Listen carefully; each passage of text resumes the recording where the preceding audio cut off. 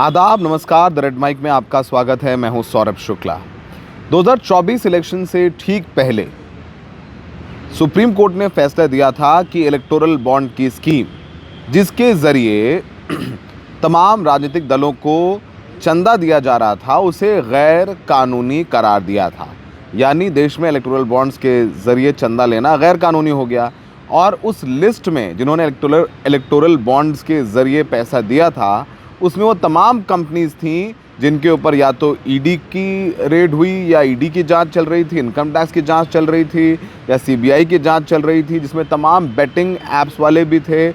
मेधा engineering, Atlas cycle, in fact आधार पूनावाला की company जिसने Covishield नाम की वैक्सीन बनाई थी, उसकी कंपनी भी शामिल थी। और इनने सबसे ज़्यादा इन कंपनियों ने भारतीय जनता पार्टी को चंदा दिया था। उस वक्त ये भी मांग हुई थी कि क्या कोई क्विड प्रो को हुआ है, यानी अपने केसेस ख़त्म करने के लिए या सरकार से लाभ पाने के लिए इन कंपनियों ने चंदा बीजेपी को दिया है। क्योंकि इलेक्टोरल बॉन्ड्स के ज़रिए जो भी चंदा दे रहा था उसका नाम पब्लिक नहीं हो रहा था, ऐसा कानून बनाया गया था।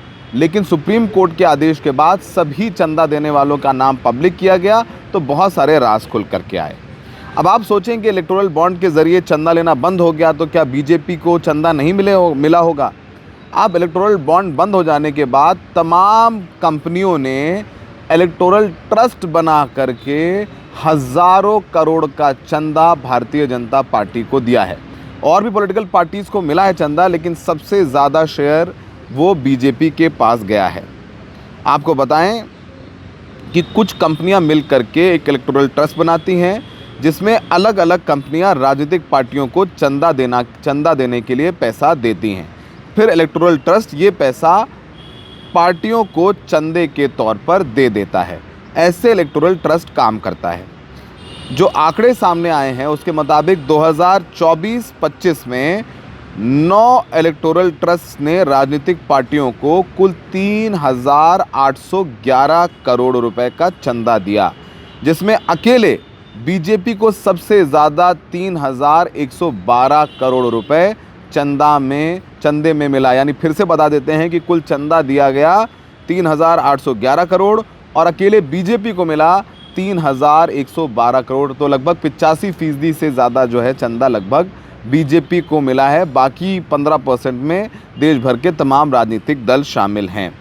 आपको बताएं, जो प्रूडेंट इलेक्टोरल ट्रस्ट है वो बीजेपी का सबसे बड़ा दानदाता बनकर के सामने उभरा है।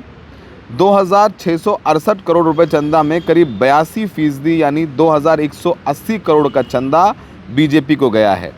इस ट्रस्ट में कौन कौन सी कंपनियां चंदा दे रही थीं? इसमें Jindal steel and power limited, Megha engineering and infrastructure limited,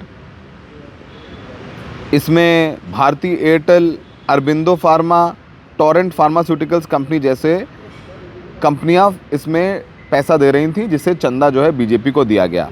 हमने पिछली बार जो स्टोरीज़ की थी इलेक्टोरल बॉन्ड्स पे, तो हमने बताया था कि कुछ कंपनियां जिनके ऊपर ईडी या इनकम टैक्स का सर्वे हुआ है, इनकम टैक्स की जांच हुई है, उन कंपनियों में से अरबिंदो फार्मा, मेधा इंजीनियरिंग शामिल हैं। तो इन्होंने भी ये सारा पैसा जो है इस इलेक्टोरल ट्रस्ट को दिया और इलेक्टोरल ट्रस्ट ने ये पैसा जा कर के भारतीय जनता पार्टी को दिया है। आपको बताएं कि पिछले साल 2023-24 में बीजेपी को 3,967 करोड़ चंदा मिला था। इसमें 1,686 करोड़ इलेक्टोरल बॉन्ड से आए थे और 856 करोड़ रुपए इलेक्टोरल ट्रस्ट से आए थे। अब जब इलेक्टोरल बॉन्ड बंद हो गया है तो जो कंपनियां गुमनाम रह करके चंदा देना चाहती हैं, उन्होंने ही इलेक्टोरल ट्रस्ट का रास्ता अख्तियार किया है। आपको बताएं कि जैसा हमने कहा कि सबसे ज़्यादा चंदा 83.6% चंदा जो है इलेक्टोरल ट्रस्ट के ज़रिए भारतीय जनता पार्टी को मिला है। यानी पिछले साल से 4 गुने से भी ज़्यादा चंदा बीजेपी को मिला है। यानी जितना चंदा इलेक्टोरल बॉन्ड के ज़रिए बीजेपी को नहीं मिला, उससे 4 गुना ज़्यादा, उससे कहीं 4 गुना ज़्यादा चंदा बीजेपी को इलेक्टोरल ट्रस्ट के ज़रिए मिला है, समझिए। कांग्रेस को इस रास्ते में 7.3% चंदा मिला, जबकि तृणमूल कांग्रेस को 3.6% चंदा मिला है, यानी जो कांग्रेस का चंदा है वो आधा हो गया है और बीजेपी का 4 गुना हो गया है। आपको बताएं कि जो इलेक्टोरल ट्रस्ट से मिलने वाला पैसा है वो कुल चंदे का सिर्फ एक हिस्सा है। और भी बीजेपी को चंदा मिला होगा, लेकिन हम जो डेटा बता रहे हैं वो सिर्फ इलेक्टोरल ट्रस्ट से मिलने वाला चंदे का ही डेटा बता रहे हैं। इसके अलावा इन पार्टी को सीधे लोगों से, कंपनियों से, संस्थाओं से और तमाम कल्याणकारी संस्थाओं से भी चंदा मिलता है। और पिछले कुछ सालों में सीधे मिलने वाले चंदे की रकम ट्रस्टों के ज़रिए मिलने वाले चंदे से हमेशा ज़्यादा रही है। तो जो कंपनियां अपना नाम नहीं बताना चाहती हैं, इलेक्टोरल ट्रस्ट के ज़रिए पैसा दे सकती हैं। अब हमें ये तो पता है कि मेधा इंजीनियरिंग ने दिया, अब उन्होंने कितना किस पार्टी को दिया वो हम नहीं पता कर पा रहे हैं। अब किन ट्रस्ट से ज़्यादा पैसा मिला, हमने बताया प्रूडेंट से सबसे ज़्यादा ट्रस्ट मिला 2180 करोड़, प्रोग्रेसिव ईटी से 757 करोड़। सबसे ज़्यादा चंदा देने वालों में से कुछ नाम हैं, जिसमें से एक नाम टाटा का है और उसमें एक नाम जो है जो सबसे ज़्यादा चंदा देने वालों में से है वो नाम निकल करके आ रहा है इंडिगो का। इंडिगो ने 2024-25 में 40 करोड़ रुपए प्रूडेंट ट्रस्ट को चंदे के तौर पर दिया और इसी ट्रस्ट ने 80% से ज़्यादा कलेक्शन बीजेपी को दिया है। तो ये बिल्कुल साफ है कि इंडिगो ने करोड़ों का चंदा बीजेपी को दिया है। सिर्फ इंडिगो ने नहीं, अशोक लेलैंड, अपोलो, मेधा इंजीनियरिंग, अरबिंदो फार्मा, इन सब कंपनियों ने भारतीय जनता पार्टी को चंदा दिया है और इन्होंने मिल करके 150 करोड़ को से भी ज़्यादा का चंदा प्रूडेंट में दिया है। और हम लगातार बोल रहे हैं कि हमें नहीं पता कि कितना चंदा दिया है, लेकिन इन्होंने चंदा ज़रूर दिया है। आपको बताएं कि कांग्रेस का जो कलेक्शन है वो कम हो गया है। वो उनको 2023-24 में 1,130 करोड़ मिले थे और इस बार उन्हें 522 करोड़ रुपए का चंदा मिला है। और ये डेटा इलेक्शन कमीशन ने फ्राइडे को रिलीज़ किया और ये तब रिलीज़ किया जब बीजेपी ने अपना जो डोनेशन है उसको डिस्क्लोज़ किया है।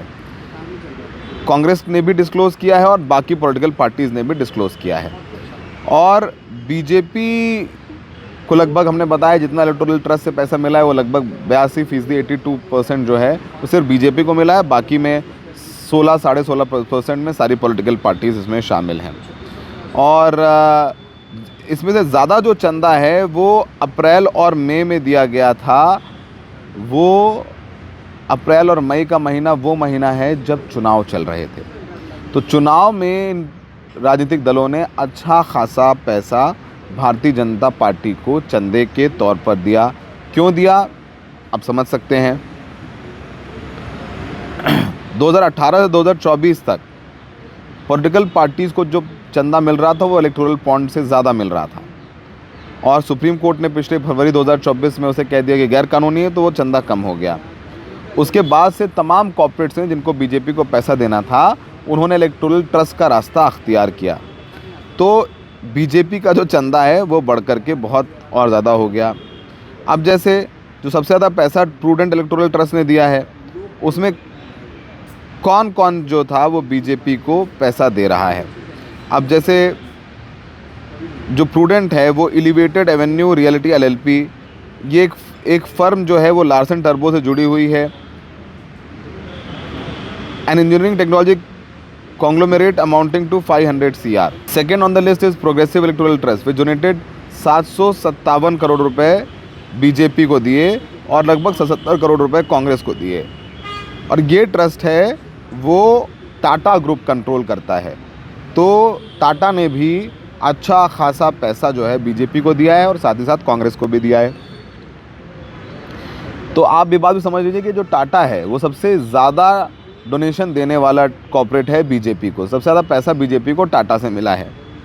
और तीसरा सबसे बड़ा कंट्रीब्यूटर इलेक्टोरल ट्रस्ट में है AB जनरल ट्रस्ट, विच डोनेटेड 606 करोड़, यानी बीजेपी को 606 करोड़ रुपए दिए और 15 करोड़, सिर्फ 15 करोड़ कांग्रेस को दिए, यानी 606 करोड़ बीजेपी और 500 और सिर्फ 15 करोड़ कांग्रेस को मिले हैं। इलेक्शन कमीशन जो है वो डोनर्स की लिस्ट अभी पब्लिक करना बाकी रह गया है। The trust has traditionally been used by Aditya Birla group, यानी आदित्य बिरला ग्रुप ने भी बीजेपी को करोड़ों का पैसा दिया है। और चौथा सबसे ज़्यादा डोनेशन 160 करोड़ का न्यू डेमोक्रेटिक इलेक्टोरल ट्रस्ट से आया है, जिसमें महिंद्रा ग्रुप ने 150 करोड़ बीजेपी को और वहीं 5 करोड़ रुपए उन्होंने कांग्रेस को दिया है। और ये डिस्क्लोजर जो है तमाम कंपनियों से धीरे धीरे निकल करके सामने आ रहे हैं। तो बीजेपी को फिर से इलेक्टोरल बॉन्ड नहीं सही तो ना सही इलेक्टोरल ट्रस्ट के ज़रिए अच्छा खासा पैसा चंदे के तौर पर मिला है। और हमें कभी ये पता नहीं चल पाएगा, क्योंकि इलेक्टोरल बॉन्ड का जब जजमेंट आया और उसे इलीगल करार दिया गया था तो ये एक डिबेट चली थी और मांग हुई थी, तो क्या इसमें जो क्विड प्रो को हुआ है, क्या कोई फेवर करने के बजाय चंदा लिया है सरकार ने बीजेपी के अकाउंट में, तो उसकी जांच करने से सुप्रीम कोर्ट ने मना कर दिया। तो एक सामाजिक तौर पर इन सब बातों पर चर्चा हो सकती है, लेकिन वैधानिक तौर पर कोई कार्रवाई होगी बीजेपी से, इसकी कोई गुंजाइश या कोई आशंका भी दूर दूर तक नहीं है। आपने हमें इस वीडियो में देखा, हमें लगा कि खबर ज़रूरी है बताना, तो हम आपके समक्ष खबर लेकर के पेश हुए। अपना बहुत ध्यान रखिए। हमें देखने के लिए बहुत बहुत शुक्रिया।